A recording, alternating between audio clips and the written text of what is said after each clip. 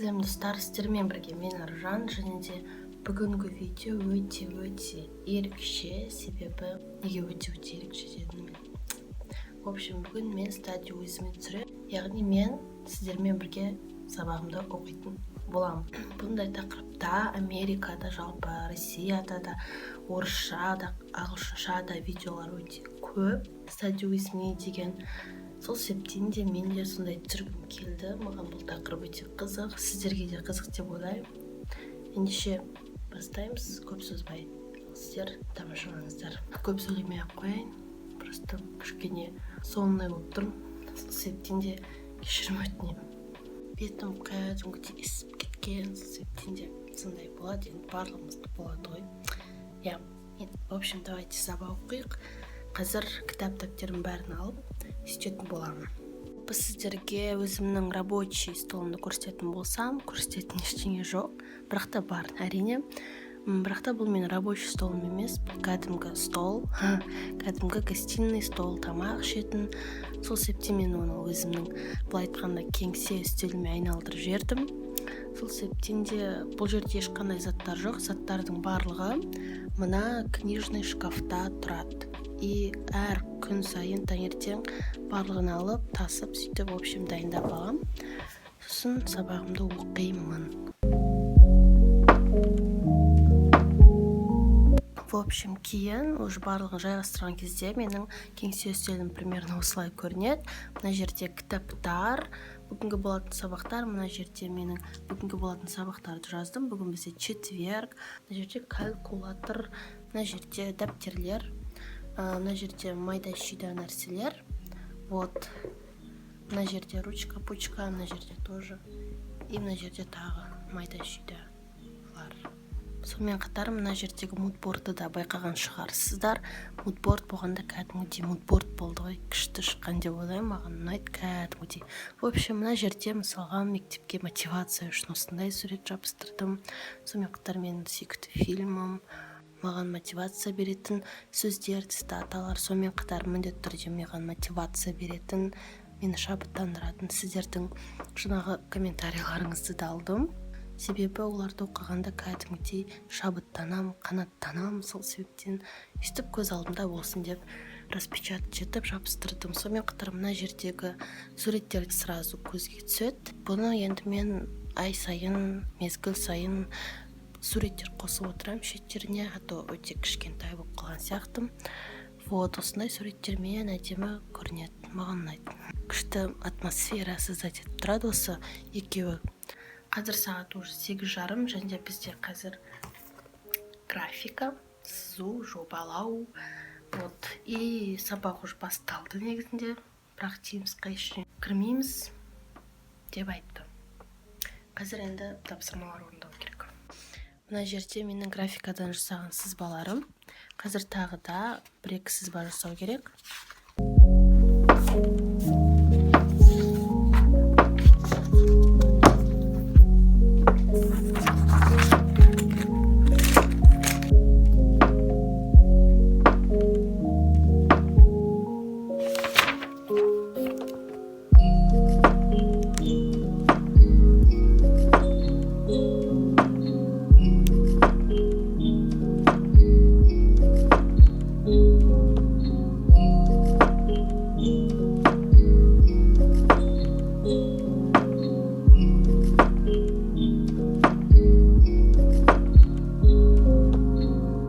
В общем, графиканы сызып болдым, и вообще ровно емес, но я и не обязана ровно сызуға. Қолымнан келгенше сыздым. Это самое главное.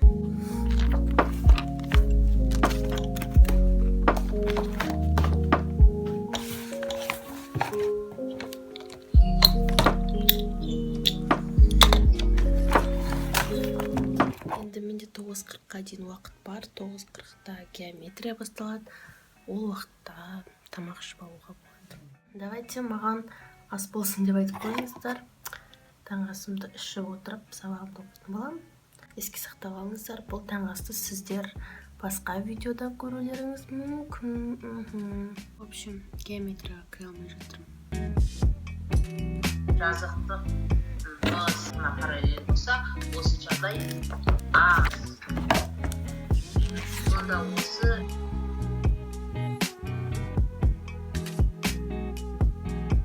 белгілегені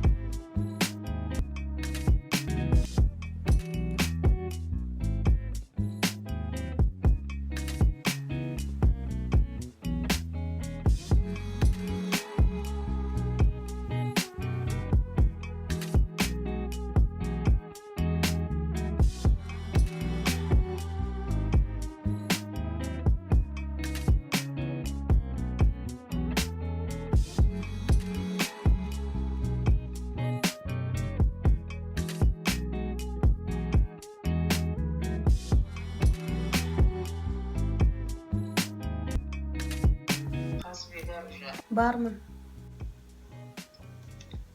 В общем, қазір бізде геометрия. Қазір осы деңгейдегі тапсырмаларды орындаймын. И вроде бы все. Да. В общем, мен уже тапсырмаларды бітірдім. Сабақ әлі біткен жоқ бірақ. И мен геометрия дәптерім примерно осылай көрінеді. Сіз олармен маған ұнайды. И мына бет маған кәдімгідей қатты ұнайды. В общем, геометрияны бітірдім. Почтаға жібердім апайға. Енді қазіргі сабақ. Так, осыдан кейін орыс тілі и информатика. Блин, мен просто орыс тілін жеп көремін. Потому что мен орыс тілден бүйтіп вообще жоқпын. Сөздің қорым жетіспейді. И содан қиналамын. И орыс тілі апай біздің сынып жетекшіміз болғандықтан я должна типа что оқыған, ну блин. У меня не получается по-русскому вообще. Не стыдно перед учителем вообще. Орыс тілі сағат 10-нан 55 кеткенде басталады. Қазір сағат 10-нан 36 кеттім.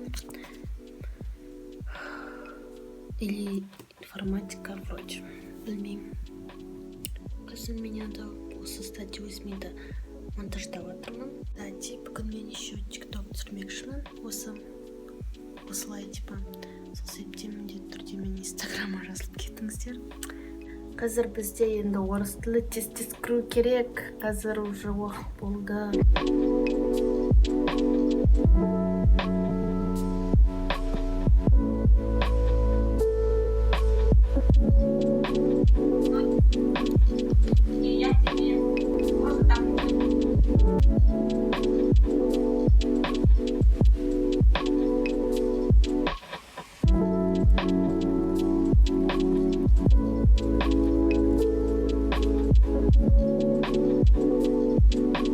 В общем, орыс тілі бітті. Енді қазір физика. 5 минуттан кейін басталады. 50%-дан алынып тұр, оған мән бермейді. Себебі сордың балы 25%, қалған 25, точно 50, барлығы 100.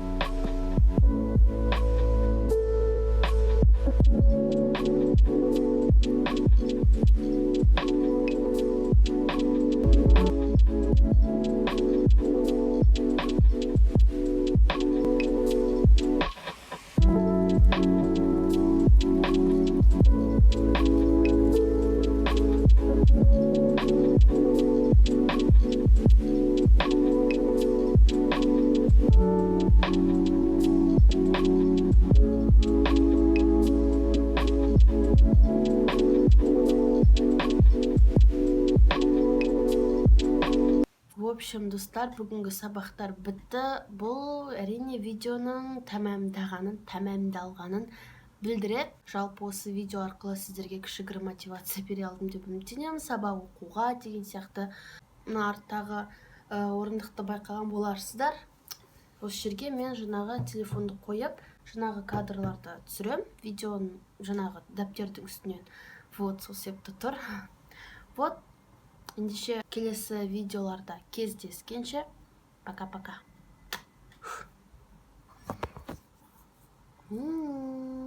Ура, мен қазір енді боянып сыланып тикток түсірем.